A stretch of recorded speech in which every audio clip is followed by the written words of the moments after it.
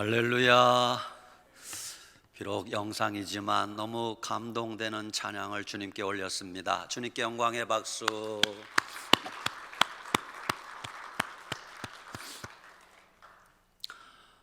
오늘 주일이지만은 코로나 바이러스로 인해서 교회 오시지 못하고 영상 예배 드리는 여러분, 가정에서, 직장에서, 설린 애육원에서 우리 모두 오른손 들고 할렐루야. 우리가 비록 교회는 오시지 못했지만 주님이 여러분이 예배하는 그 자리에 이 시간 함께 하심을 믿으시기 바랍니다. 오늘은 아주 매우 뜻깊은 시간입니다.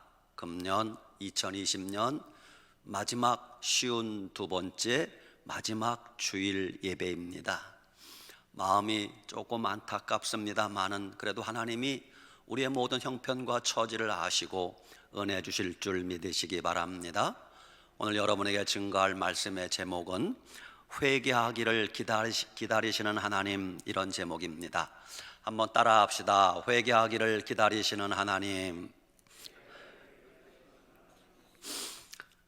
먼저 저의 개인적인 이야기를 해서 죄송합니다만 몇 달 전 어느 날 갑자기 하나님이 저를 회개의 문으로 인도하셨습니다. 그날부터 갑자기 눈물이 계속 흐르기 시작했습니다. 목양실에 앉아서 거의 하루 종일 눈물이 흐르기 시작했습니다. 성경 읽다가도 눈물이 계속 솟았습니다. 찬송 듣다가도 계속 눈물이 솟았습니다. 혼자 기도하다가 계속 눈물이 솟았습니다. 설교 준비하면서 계속 눈물이 솟았습니다.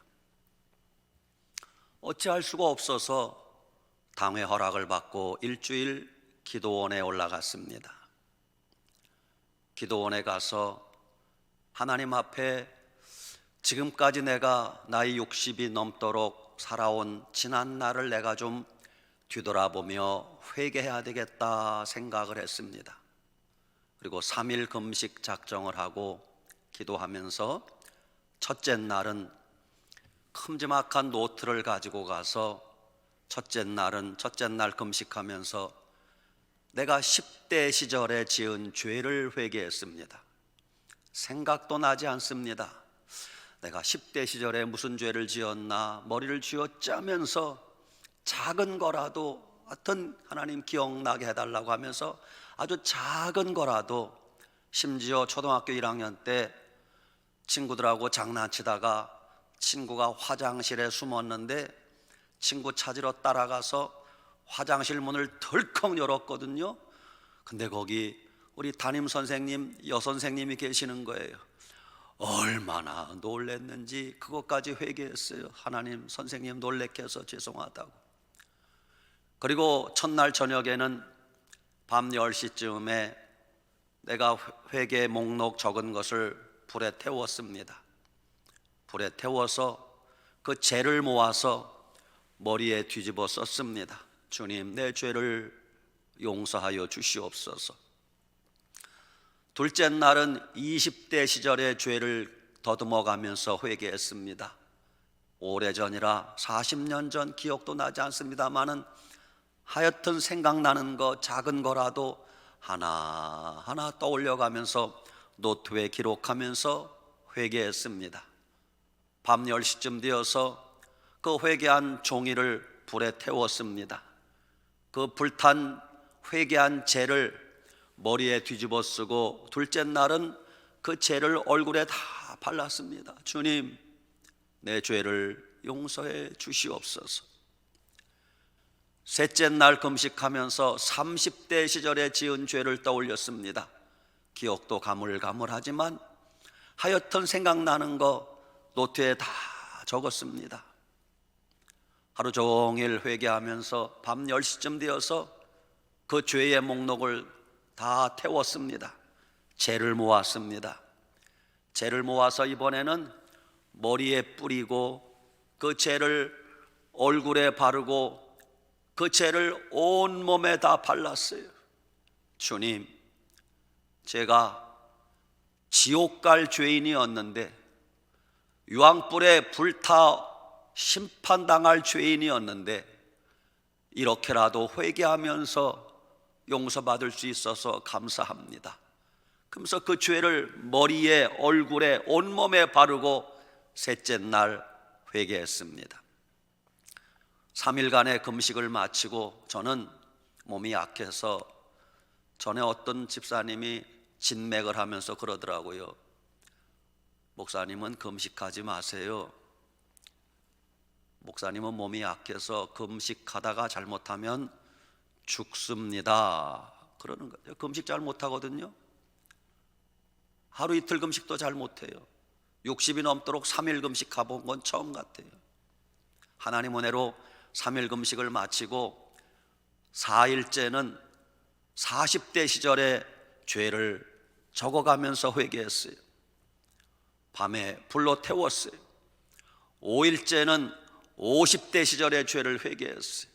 그리고 불로 태웠어요. 66일째는 마지막 60대가 되어서 지은 죄를 회개했어요. 그리고 불로 태우고 6일간의 기도를 마치고 교회로 내려왔습니다. 그렇게 하나님 앞에 회개하고 났더니 저의 본래 예전에 그 순수했던 눈물이 회복되고 기도가 회복되고 마음이 살아나는 것 같았어요. 신앙이 살아나는 것 같았어요. 오늘 제가 여러분에게 선포하는 이 설교는 한 달 전 기도원에서 주님께 받은 말씀을 정리한 내용입니다. 베드로후서 3장 8절 화면 첫 번째 띄워주세요. 화면 준비 안 됐어요?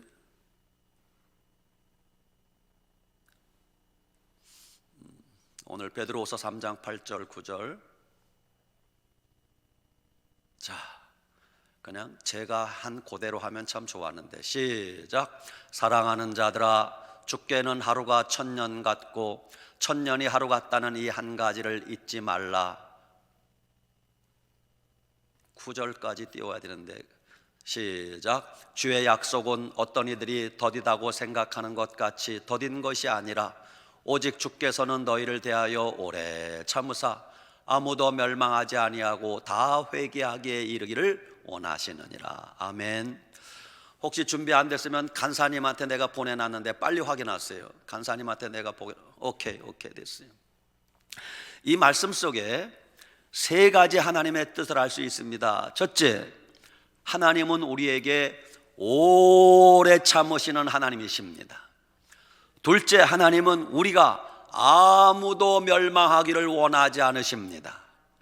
셋째, 하나님은 우리가 다 회개하기를 바라고 계신다고 말씀하십니다. 성경에서 하나님이 우리에게 강조하는 가장 중요한 주제가 회개하라는 거예요. 세례 요한이 광야에서 외쳤던 첫 마디가 뭐예요? 회개하라, 천국이 가까웠느니라. 공생애를 시작하는 예수님께서 외치신 첫 마디가 뭐예요?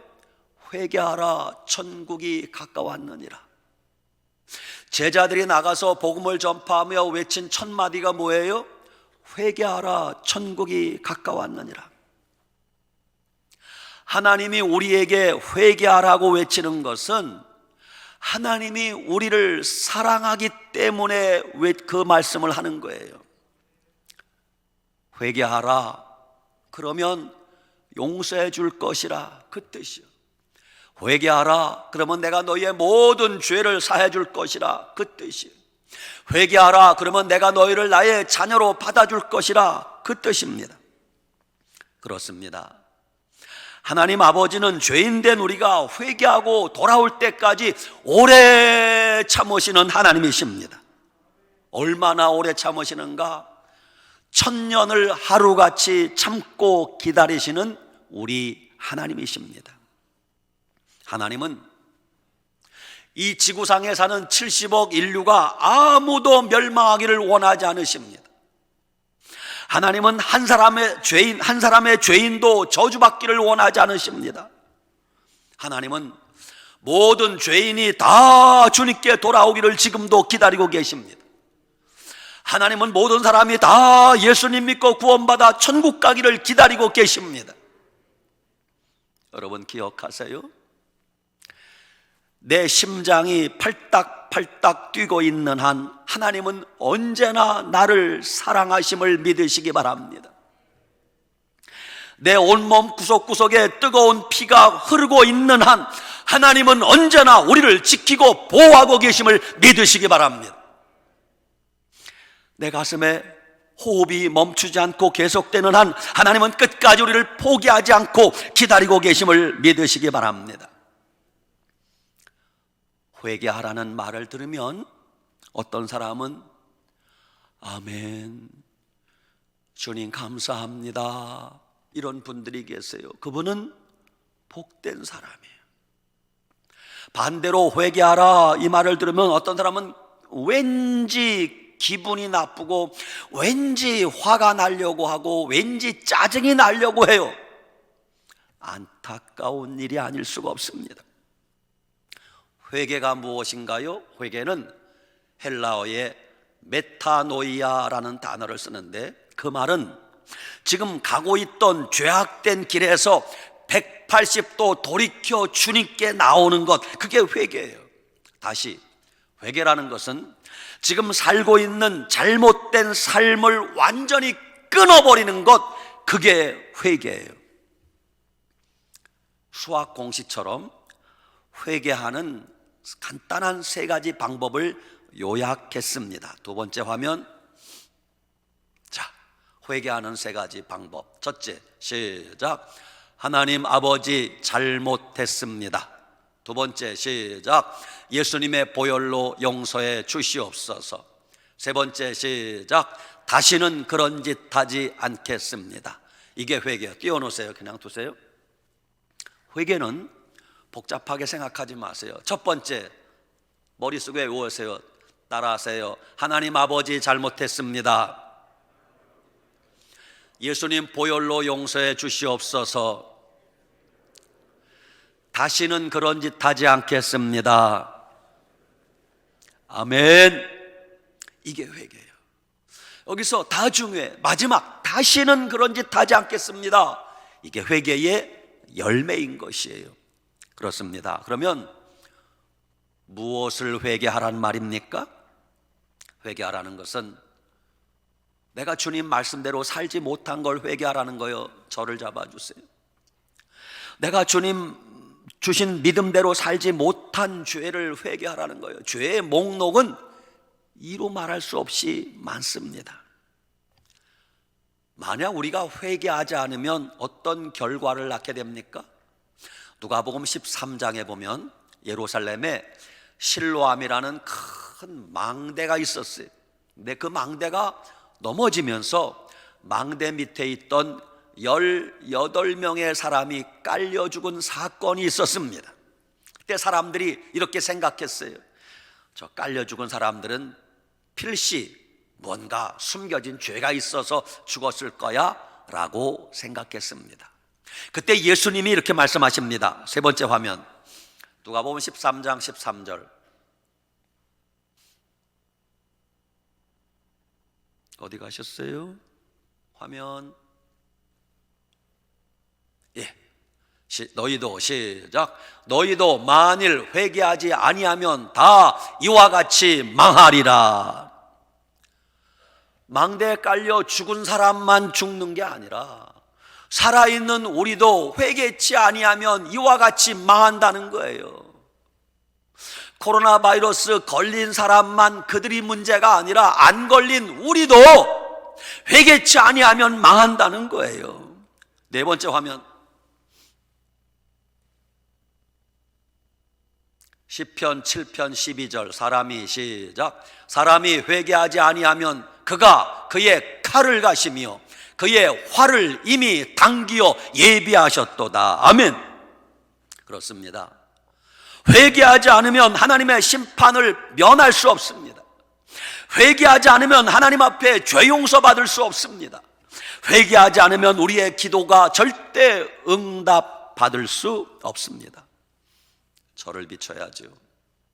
그러면 언제 회개해야 됩니까? 회개는 미루면 미룰수록 손해예요. 회개는 순간마다 회개해야 됩니다. 매일같이 회개해야 됩니다. 이게 죄가 아닌가? 이게 잘못이 아닌가? 생각날 때마다 회개해야 됩니다. 한꺼번에 모아놓고 회개하려면 실패합니다. 양심의 가책을 느낄 때가 제일 좋은 신호예요. 그때 빨리 회개해야 됩니다. 누가 회개해야 됩니까? 다른 사람이 회개하기를 바라지 말고 회개할 사람은 바로 나 자신이라는 걸 알아야 됩니다. 누가 회개해야 된다고요? 나 자신이 회개해야 됩니다. 지금 전 세계 모든 나라, 모든 국민들이 하나님 앞에 회개할 때가 지금 아닙니까? 코로나 바이러스, 듣도 보도 못한 바이러스가 1년 전에 갑자기 튀어나오더니 전 세계가 지금 코로나 바이러스 재앙을 당하고 있어요. 인류 역사 속에 노아 홍수 이후에 모든 재앙은 국지적이었어요. 한 군데서만 일어났습니다. 노아 홍수는 전 세계를 뒤덮었습니다. 노아 홍수 이후에 전 세계를 뒤덮은 재앙은 이번 코로나 바이러스가 두 번째예요. 노아 홍수 이후에. 그렇다면 코로나 바이러스를 단순한 전염병이라고만 생각하시면 안 돼요. 이 속에 하나님의 메시지가 들어있고 하나님의 음성이 들어있음을 알아야 됩니다. 그래도 어리석은 인간들이 하나님을 찾지 않고 하나님 앞에 회개할 생각을 하지 아니하고 지금도 정신 나가서 해외여행 갈 생각만 하고 백신만 나오면 된다고 생각하는데 하나님이 얼마나 마음이 아프시겠습니까? 지금은 몇몇 사람들만의 어떤 사람의 문제가 아니에요. 너도 나도 모두가 하나님 앞에 통해 자복할 때가 지금입니다. 구약 성경에는 회개하라는 말 대신 하나님께 돌아오라 이렇게 돼 있어요. 그게 신약에는 회개하라는 뜻이에요. 하나님께 돌아오라, 그 말은 너희가 지금 하나님에게서 멀리 떠나 있다, 그 뜻이 아닙니까? 그렇습니다. 그동안 우리가 하나님을 너무 멀리 떠나 살았기 때문에 우리가 다시 사는 길은 하나님께 돌아가야 됩니다. 하나님께 돌아가야 돼요. 회개하면서 돌아가야 돼요. 천부여 의지 없어서 손들고 옵니다. 그러면서 주님께 돌아가야 할 때가 지금입니다. 하나님 아버지는 사랑이 많으신지라 우리가 회개하기만 하면 언제든지 용서해 주십니다. 하나님 아버지는 우리가 회개하기만 하면 무슨 죄든지 다 용서해 주십니다. 하나님 아버지는 우리가 회개하기만 하면 누구든지 어떤 흉악한 죄인이라도 용서해 주시는 분임을 믿으시기 바랍니다. 다윗을 보세요. 우리가 성군이라고 칭하는 위대한 다윗도 무서운 죄를 지은 적이 있었습니다. 음심이 가득하여 자기 밑에 부하 장군의 아내 밧세바를 데려다가 아내를 삼습니다. 간음죄를 지었습니다. 밧세바의 남편 우리야 장군에게 들통날 것 같으니까 그 남편을 전쟁터 선봉에 몰아넣어서 죽이라고 살인 교사 명령을 내립니다. 그리고 나서 입 싹 닫고 안 그런 척 은닉하는 죄를 지었습니다. 다윗은 정말 그때는 파렴치한 죄를 지었습니다. 간음죄를 짓고 살인 교사죄를 짓고 죄를 은닉하는 죄를 지었어요. 그래도 하나님은 사랑이 많으신지라 다윗이 회개하기를 기다렸습니다. 그런데 다윗이 도무지 회개할 생각을 하지 않습니다. 참다 못한 하나님이 주의 종 나단 선지자를 보냅니다. 어느 날 갑자기 선지자가 다윗을 찾아왔습니다. 선지자님, 갑자기 어인 일이십니까? 왕이여, 드릴 말씀이 있어 왔습니다. 어인 일이십니까? 왕이여, 우리나라에 괴이한 일이 벌어졌습니다. 예? 내가 통치하는 이스라엘 이 땅에 괴이한 일이 벌어졌다고요? 무슨 일입니까? 왕이여, 어느 부잣집에 손님이 왔는데 그 집은 양도 많고 소도 많고 부잣집입니다. 근데 그 집에 손님이 왔는데 손님을 대접하려면 양을 한 마리 잡아야 되는데 자기 집에 그 많은 양을 잡지 않고 그 옆집에 아주 가난한 과부가 하나 살고 있는데 아들을 하나 데리고 양 한 마리를 자식같이 키우면서 사는 집이 있는데 그 집엔 그 양의 한 마리가 전 재산입니다. 근데 그 부자가 자기 집 손님 대접하려고 옆집에 그 가난한 과부의 그 양 한 마리를 뺏어다가 손님 대접을 했나이다. 그러니까 다윗이 화를 벌컥 내면서 뭐요? 우리나라에 그런 일이 있단 말입니까? 아니 그런 나쁜 놈이 도대체 누구란 말입니까? 그러자 나단 선지자가 이러는 거예요. 왕이여, 당신이 바로 그 사람입니다. 그때 다윗에게 회개 영이 임하기 시작합니다. 다윗이 그때부터 눈물로 회개하기 시작합니다. 하나님, 내가 죽일 놈입니다. 밤에 잠을 자지 않고 회개합니다. 밥을 먹지 않고 회개합니다. 그렇게 파렴치한 죄를 지은 다윗이 하나님께 눈물로 밤을 지새며 금식하며 회개했더니 하나님이 용서해 주세요, 안 해주세요? 용서해 주십니다. 이후에 다윗은 더 훌륭한 왕이 되었답니다. 구약성경 사사기에 나오는 내용은 똑같은 패턴이 반복됩니다. 어떤 패턴인가? 하나님이 이스라엘 백성들에게 복을 주십니다. 배불리 평안하게 잘 살게 하십니다. 그랬더니 백성들이 처음에는 하나님 고맙습니다, 감사합니다, 그렇게 신앙생활을 잘하는 거예요. 그것도 한두 번이지 몇 년 지나니까 이스라엘 백성들이 복 주시는 하나님을 잊어버리고 타락하기 시작합니다. 우상 숭배하기 시작합니다. 그러자 하나님이 참다 견디지 못하고 마지막에는 이방 민족을 불러들여서 이스라엘을 탄압하게 됩니다. 그러면은 압제당하는 이스라엘 백성들이 그제서야 어려운 일이 생기니까 하나님 살려주세요, 그렇게 하나님을 찾기 시작합니다. 그러면 사랑 많으신 하나님이 또 사사를 보내어 이스라엘 백성들을 용서해 주시고 구원해 주십니다. 이 6가지 패턴이 계속 반복되는 게 사사기의 내용이에요. 하나님은 한 번, 두 번, 세 번이 아니라 몇 번이라도 회개하기만 하면 용서해 주시는 하나님인 걸 알 수 있습니다. 요나서의 내용은 어떻습니까? 아수르의 수도인 니느웨 사람들 악독이 하늘에 닿았습니다. 하나님이 니느웨를 심판할 결정을 내렸습니다. 마지막으로 선지자 요나를 보내어 경고하게 하십니다. 하나님 경고할 이유가 뭐예요? 그냥 심판하면 되는데 그래도 경고하십니다. 우여곡절 끝에 도망가던 요나 선지자가 붙들려 와서 니느웨 성에 도착했습니다. 니느웨 성을 다 다니려면은 3일이 걸려. 그런데 요나는 그게 싫어가지고 하루 동안만 대충 다니면서 40일이 지나면 이 성이 무너지리라, 듣거나 말거나 하나님 말씀에 불순종할 수 없으니까 40일이 지나면 이 성이 무너지리라 이러고 다녔어요. 여러분, 누가 그 말을 듣겠어요? 그 악독한 백성들이 그 말이 귀에 들려오겠습니까? 그런데 기적 같은 일이 일어났어요. 하나님도 모르던 그 백성들이, 그 악독하기 짝이 없는 니느웨 백성들이 회개하기 시작하는 거예요. 백성들만 회개합니까? 왕궁의 만조 백관들이 회개하기 시작합니다. 왕이 회개하기 시작합니다. 베옷을 입고 회개합니다. 금식하며 회개합니다. 물도 마시지 않고 회개합니다. 심지어 성경 요나서를 잘 봐요. 갓난 아기들도 금식시켰어요. 갓난 아기 금식시키면 죽으라고 울어댑니다. 갓난 아기만 금식한 줄 아십니까? 기르던 짐승도 금식시켰어요. 짐승까지도. 짐승들 금식시켜 보세요, 죽는다고 난립니다.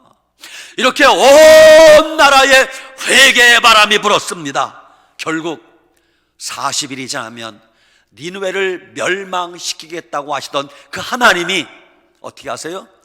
뜻을 돌이키사 니느웨 사람을 용서하시고 심판하시겠다는 계획을 철수하십니다. 이게 하나님이세요. 예수님 따라다니던 베드로, 예수님께서 얘들아 내가 몇 날이 못 되어 십자가에 못 박혀 죽을 것이다. 그러면 너희가 다 나를 버리고 도망갈 것이다. 베드로가 뭐라 그래요? 주여! 다른 사람은 주님을 버릴지라도 나는 죽는 데까지 주님을 따라가겠습니다. 호언장담했어요. 예수님 뭐라 그래요? 베드로야, 내가 새벽닭 울기 전 3번 나를 부인하리라. 아 주여, 그런 일은 없습니다. 그런데 실제 예수님이 체포되어 갔습니다. 새벽닭이 울기 전 베드로가 대제사장 집에서 예수님을 부인하는데 그냥 부인하는 게 아니야. 성경 잘 보세요. 저주하면서 부인해요. 그게 베드로야.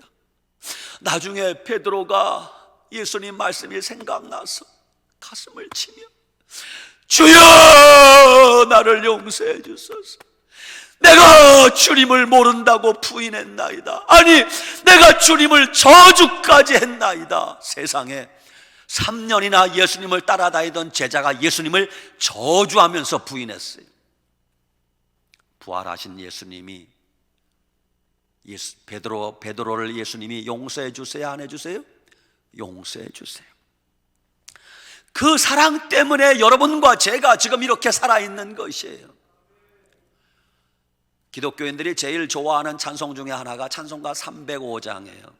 나 같은 죄인 살리신 어메이징 그레이스. 그 찬송은 존 뉴턴이라는 사람이 지금부터 약 300년 전 1725년 태어난 존 뉴턴이 작사한 찬송이에요. 존 뉴턴을 낳은 어머니는 믿음이 좋았어요. 어려서부터 어머니가 아들을 낳고 얘야 너는 믿음으로 살아야 된다, 말씀으로 살아야 된다, 너는 이 다음에 커서 주의 종이 되거라. 여러분도 아멘을 아무도 안 하시네요. 그렇게 어머니가 아들을 기르다가 이게 웬일이에요? 존 뉴턴이 6살 되었을 때 어머니가 갑자기 돌아가십니다. 6살밖에 안 됐어요, 아들이. 그래서 아버지 밑에 크게 되는데 아버지는 배 타는 선원이에요. 아버지는 믿음이 별로 없었어요. 이후로 아버지 밑에 자라면서 존 뉴턴이 방탕한 생활을 하게 됩니다. 청년 시절에 아주 방탕한 생활을 하게 돼요. 그러다가 하루는 배를 타고 오다가 존 뉴턴이 탄 배가 풍랑을 만나 파손 직전에 이르러 배에 탄 사람이 다 죽게 생겼어요. 요나가 탄 배가 풍랑을 만난 것과 똑같은 일이 벌어진 거예요. 방탕한 생활을 하던 존 뉴턴이 그 풍랑 속에 하나님께 기도합니다. 하나님 살려주세요. 내가 그동안에 방탕하게 살았음을 회개하오니 용서해 주시옵소서. 사람은 위기를 만나야 회개하는 거예요. 그렇게 하나님 앞에 살려달라고 간절히 기도했더니 이게 웬일이요? 기적이 벌어졌어요. 진짜 풍랑이 잠잠해지는 거예요. 그래서 배 탄 사람이 다 살아났습니다. 그 사건 이후에 존 뉴턴이 믿음을 찾게 돼요. 10여 년 세월이 흘러 존 뉴턴이 목사 안수를 받게 됩니다. 목사 안수 받는 자리에 존 뉴턴이 이런 고백을 합니다. 5번째 화면. 목사님이 되는 존 뉴턴이 이렇게 고백해요. 첫째 시작. 나는 죄인입니다. 2번째 시작. 그러나 하나님은 나를 용서하셨습니다. 3번째 시작. 하나님은 나를 용서하시고 귀하게 쓰십니다. 아멘. 그러면서 지난날 방탕하게 살던 시절에 그 모습을 떠올리며 회개하면서 지은 찬송이 305장 어메이징 그레이스, 나 같은 죄인 살리신 그 찬송이에요. 이것이 하나님의 사랑입니다. 하나님은 어떤 죄인이라도 회개하면 다 용서해 주십니다. 하나님은 그 어떤 죄인이라도 회개하면 무슨 죄든지 다 용서해 주십니다. 하나님은 우리가 진실로 회개하기만 하면 누구든지 다 용서해 주시는 분임을 믿으시기 바랍니다. 지금은 다른 사람의 죄에 신경 쓸 때가 아니에요. 지금은 우리 모두 각자 자기 자신의 믿음을 점검하고 각자 내 신앙을 하나님 앞에서 뒤돌아보며 회개할 때가 지금입니다. 다른 사람 정죄하는 거 그게 중요한 게 아니라 내가 내 믿음 돌아보고 회개하는 게 지금 급할 때예요. 다른 사람 비난하고 비판하는 거 그건 재미있어요. 신납니다. 그런데 아무 유익이 없어요. 나부터 회개할 때가 지금이야.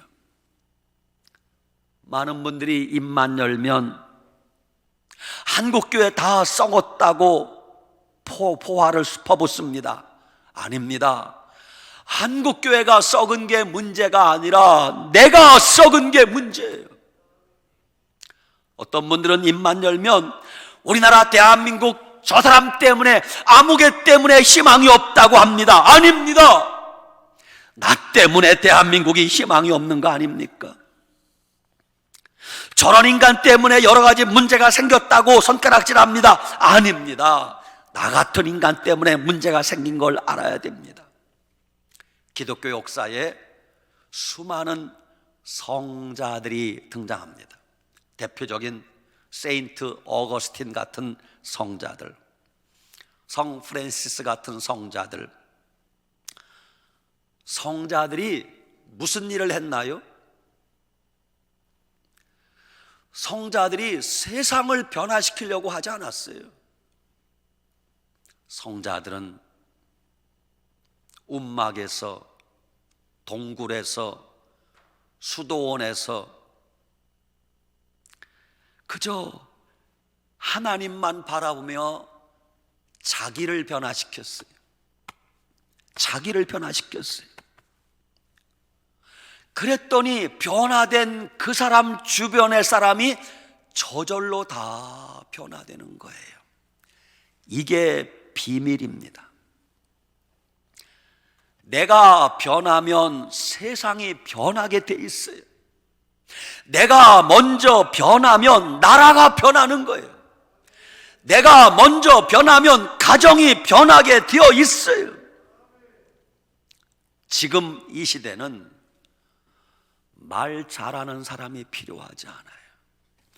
말한 대로 사는 사람이 나와야 돼.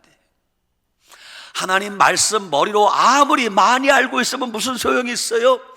알고 있는 그 말씀대로 순종하며 사는 사람이 진짜 믿음의 사람인 걸 아셔야 돼요. 진짜 하나님 앞에 회개한 사람은 그 사람은 그때부터 이제는 자기 뜻을 따라 자기 욕심을 따라 살지 아니하고 오직 주님의 뜻을 따라 살게 되어 있는 거예요. 우리나라 1907년 평양 대부흥운동은 어떻게 시작되었습니까? 평양 대부흥운동의 시작은 하디 선교사님의 회개로부터 시작되었어요. 하나님, 내가 조선 사람을 무시하고 업신여겼습니다. 내 교만을 회개합니다. 그 회개가 길선주 장로님에게 이어져서 하나님, 내가 도둑질한 아간 같은 죄인입니다. 회개하기 시작했어요. 장대현 교회 회개가 폭발했습니다. 기도가 폭발했습니다. 거기 성령에 폭발하게 된 것이 초대교회도 마찬가지지만 우리나라도 초대교회 모든 말씀은 회개하라는 말씀이에요. 성도들이 예배드리러 모이면 전부 회개하느라 정신이 없었어요. 예배 시간은 전부 회개에 눈물 범벅이었어요. 눈에는 눈물, 코에는 코가, 입에는 침이. 그게 우리나라 초대교회의 모습이었어요. 우리가 하나님 앞에 회개하면 무슨 일이 벌어집니까? 6번째 화면, 사도행전 2장 38절 시작. 너희가 회개하여 각각 예수 그리스도의 이름으로 세례를 받고 죄사함을 받으라. 그리하면 성령을 선물로 받으리니. 아멘. 회개하면 주님이 성령을 선물로 부어주십니다. 회개하면 주님이 은혜를 부어주십니다. 회개하면 하나님 얼굴을 뵙게 됩니다. 회개하면 죄 용서받게 됩니다. 회개하면 자유함을 얻게 됩니다. 회개하면 모든 마음의 상처가 한꺼번에 치유되게 됩니다. 회개하면 모든 문제가 저절로 풀어집니다. 회개하면 사탄, 마귀, 귀신이 떠나가게 되어 있어요. 7번째 화면, 역대하 7장 14절 시작. 내 이름으로 일컫는 내 백성이, 시작, 내 이름으로 일컫는 내 백성이 그들의 악한 길에서 떠나 스스로 낮추고 기도하여 내 얼굴을 찾으면 내가 하늘에서 듣고 그들의 죄를 사하고 그 땅을 고칠지라. 가만두세요. 잘 봐요. 내 이름으로 일컫는 내 백성이 그들의 뭐에서 떠나래요? 악한 길에서 떠나 스스로 낮추고 겸손하게 기도하여 내 얼굴, 하나님 얼굴을 찾으면 내가 하나님이 하늘에서 듣고 그들의 죄를 사하고 그 땅을 고칠지라. 이 땅이 지금 코로나 바이러스로 다 오염되어 있는데 회개하면 주님이 고쳐주신다고 약속하지 않습니까? 8번째 화면, 누가복음 15장 10절 시작. 내가 너희에게 이르노니 이와 같이 죄인 한 사람이 회개하면 하나님의 사자들 앞에 기쁨이 되느니라. 아멘. 우리가 회개하면요, 하늘의 천국에서 막 기뻐 잔치가 열린다는 것입니다. 결론입니다. 사랑하는 여러분, 지금 우리나라가 사는 길은 하나님 앞에 회개하는 길밖에 없습니다. 한국교회가 사는 길은 하나님 앞에 회개하는 길밖에 없습니다. 우리 가정이 사는 길은 하나님 앞에 회개하는 길뿐입니다. 우리들 한 사람 한 사람이 나 자신부터 철저히 하나님 앞에 겸손하게 엎드려 회개하고 기도하면 하나님이 여러분의 삶을 변화시키고 여러분 가정을 치유해 주실 줄 믿으시기 바랍니다. 우리들 한 사람 한 사람이 나 자신부터 철저히 하나님 앞에 무릎 꿇고 회개하기 시작하면 하나님이 위기에 처한 대한민국 살려주실 줄 믿으시기 바랍니다. 우리들 한 사람 한 사람이 나 자신부터 철저히 하나님 앞에 무릎 꿇고 회개하면 하나님이 불 꺼진 한국교회 다시 부흥시켜 주실 줄 믿으시기 바랍니다. 우리 결단합시다. 9번째 마지막 화면 따라하세요. 첫째, 따라서 합시다. 하나님 아버지, 가슴에 손을 대세요. 심장에, 우리 영상 예배 드리는 성도들도 자기 심장에 손을 대세요. 따라하세요. 하나님 아버지, 회개의 영을 부어 주시옵소서. 다시 따라합니다. 하나님 아버지, 회개할 마음과 생각을 주시옵소서. 세 번째 따라합니다. 하나님 아버지, 회개의 눈물이 흐르게 하여 주시옵소서. 손 내리세요. 저를 띄워주세요. 금년이 이제 오늘 포함하면 5일, 4일, 5일밖에 남지 않았습니다. 회개하지 않고 새해를 맞이해 봐야 소용없습니다. 회개할 것 회개하시기 바랍니다. 버릴 거 버리시기 바랍니다. 끊을 거 끊으시기 바랍니다. 주님이 감동하시면 이제 내일 월, 화, 수, 목 4일 지나면 새해를 맞이하는데 주님이 감동하시면 하루에 한 끼씩이라도 금식할 것을 권합니다. 할 수 있는 분들은 3일 금식이라도 작정하세요. 하나님 앞에 뭐 이루려고 하지 말고 이번 기도는 나를 비우는, 내려놓는, 회개하는 데만 목적을 두세요. 그러면 하나님이 은혜는 저절로 부어주실 것입니다. 회개하기만 하면 저절로 다른 문제는 다 해결되게 되어 있습니다. 하나님이 늘사랑교회 성도들 여러분을 사랑하십니다. 사랑하시기 때문에 회개하라고 하는 거예요. 이 말씀이 부담스러운 말씀이 아니라 나를 살리는 말씀이 회개하라는 거예요. 이 말씀을 가슴에 품고 주님이 감동 주시는 대로 회개의 문을 열고 회개의 자리로 나아가면 여러분의 막혔던 문제가 풀어지게 될 것입니다. 하나님이 복을 쌓을 것이 없도록 내려주시게 될 것입니다. 새해를 맞이하기 전에 우리 모두 회개하면서 주님 앞으로 나아가는 우리 모두가 되시기를 축원합니다. 아멘. 기도합시다. 하나님, 오늘 2020년 마지막 주일이에요. 그런데 대다수의 성도들이 교회에 오시지 못했어요. 하나님, 우리가 영상 예배를 드리든 어디 있든 하나님의 한량없는 그 사랑을 깨닫게 하여 주시옵소서. 오늘 여기까지 오랫동안 우리를 참고 참아주신 하나님 감사합니다. 하나님, 우리를 불쌍히 여겨주시고 우리 모두에게 회개의 영을 부어 주시옵소서. 우리 모두에게 회개할 마음과 생각을 품게 하여 주시옵소서. 우리 모든 성도들 눈동자에 회개의 눈물이 회복되어지게 하여 주시옵소서. 회개하는 자 그 심령이 살아나게 하시옵소서. 회개하는 가정이 회복되게 하여 주시옵소서. 회개하는 한국교회 다시 부흥되게 하여 주시옵소서. 회개하는 대한민국 다시 한번 하나님 손에 붙들려 쓰임받는 위대한 나라가 되게 하여 주시옵소서.